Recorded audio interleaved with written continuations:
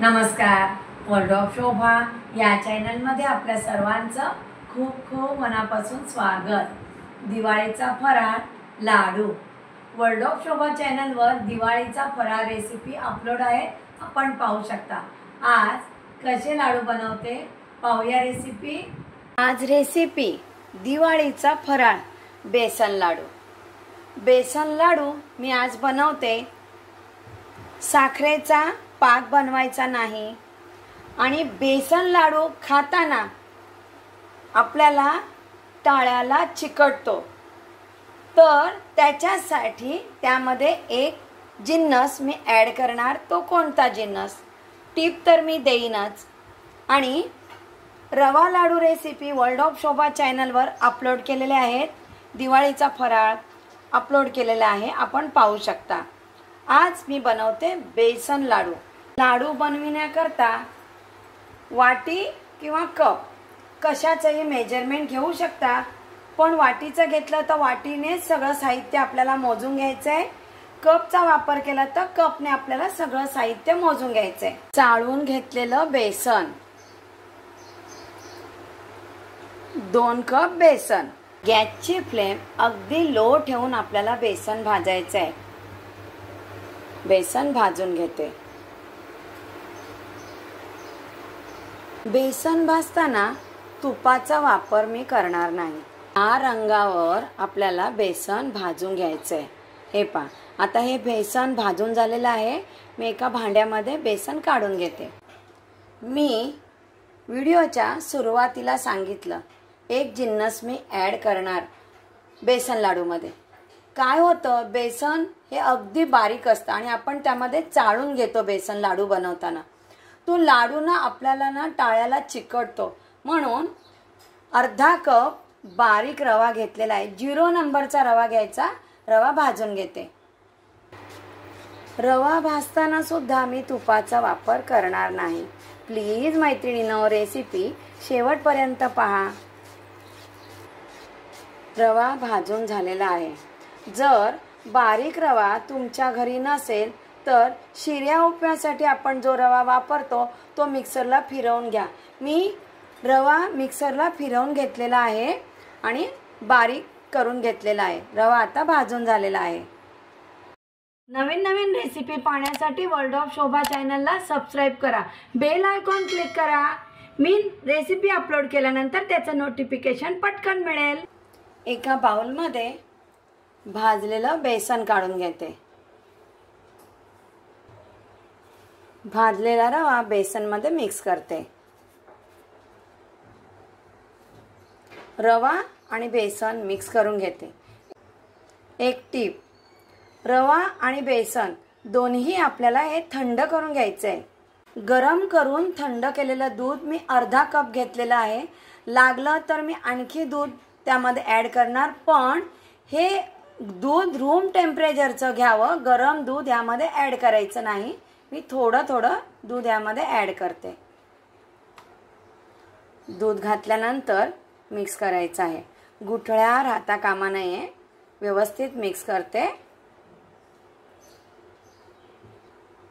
पुन्हा थोडं दूध घालते.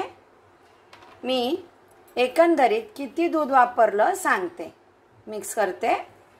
मी तापवून थंड केलेलं आणखी अर्धा कप दूध घेतलेलं आहे. थोडं थोडं दूध मी पुन्हा ॲड करून मिक्स करते. हे मिश्रण लाडूसाठीचं पाहू शकता तुम्ही. हे लाडूसाठीचं हे मिश्रण मी असं तयार करून घेतलेलं आहे. टोटल 1 कप दूधमधलं 2 चमचे दूध उरलेलं आहे. कढईमध्ये मी हे मिश्रण घालते. तूप गरम करून घ्यायचं आहे. घट्ट तूप वापरायचं नाही, अंदाज चुकतो. अर्धा कप मी मेल्ट करून घेतलेलं हे तूप, थोडं थोडं तूप त्यामध्ये घालते. मी तूप घालून हे मिश्रण आपल्याला भाजून घ्यायचं आहे तुपावर. आणि गॅसची फ्लेम मी अगदी लो ठेवलेली आहे. पुन्हा थोडं तूप ॲड करते. एकसारखं व्यवस्थित भाजून घ्यायचं आहे हे लाडूचं मिश्रण। वेगवेगळ्या प्रकारचे आपण लाडू बनवतो, वेगवेगळ्या पद्धतीने बनवतो। पाकाचे लाडू, पाक न करता लाडू, थोडं वेगळ्या पद्धतीने ह्या लाडूची रेसिपी मी आज आपल्याबरोबर शेअर करते। प्लीज रेसिपी आवडली तर कमेंट करा। हे उरलेलं तूप सगळं त्यामध्ये ॲड करते मी। पुन्हा मिश्रण लाडूसाठी भाजून घेते व्यवस्थित।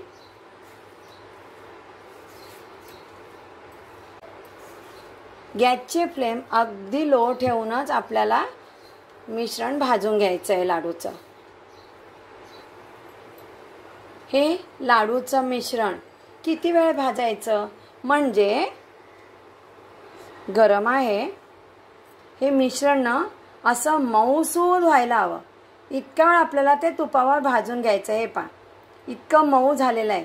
आणि आता हे मिश्रण मी दुसऱ्या भांड्यामध्ये काढून घेते, कारण ह्याच भांड्यामध्ये जर हे मिश्रण ठेवलं लाडूचं तर ते तळाला करपू शकतं। मिश्रण तयार आहे, थंड करून घेते। हे लाडूसाठीचं मिश्रण असं हाताने आपल्याला थोडं मॅश करून घ्यायचं आहे, म्हणजे मोठ्या मोठ्या गुठळ्या असतात त्या फुटल्या जातात।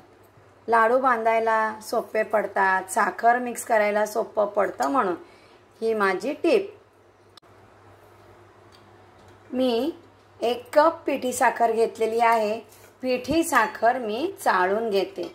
सगळ्यात महत्त्वाचं आहे पिठी साखर चाळून घ्यायची।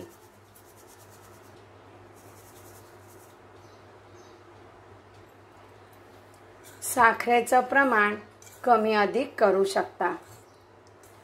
मिक्स करते साखर।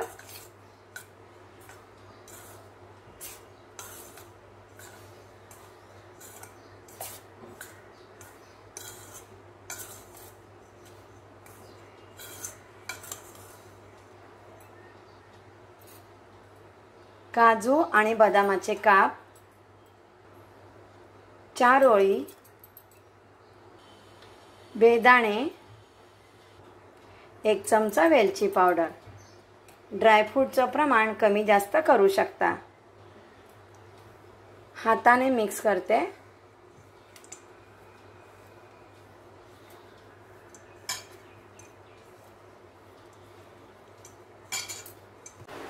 लाडूसाठीचं मिश्रण तयार झालेलं आहे।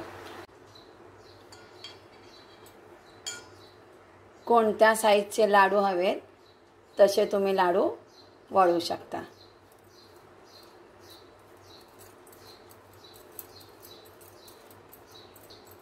फटाफट लाडू वळला जातो।